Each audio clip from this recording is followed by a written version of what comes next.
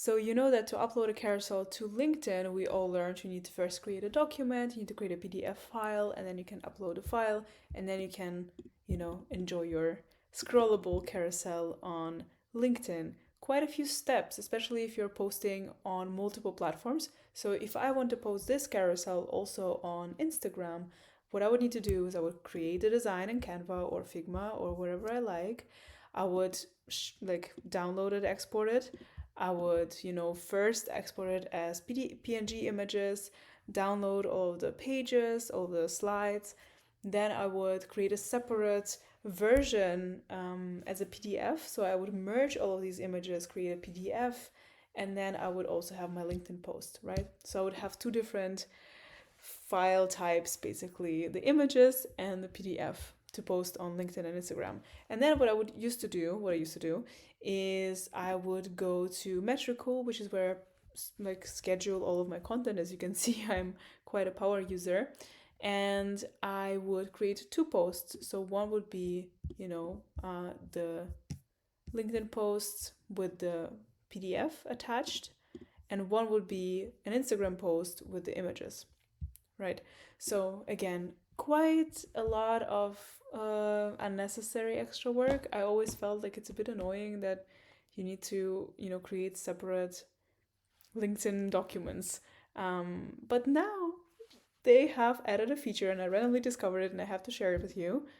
They have added a feature where where it does this work for you. It does this like changing an image to PDF, merging images, changing the file type to document. They do this for you. So you can see it here. Yesterday I posted a carousel on LinkedIn and a image, an image, image carousel on Instagram. So you can see I posted on both platforms, LinkedIn and Instagram. LinkedIn has this carousel, and Instagram has also a carousel but with images.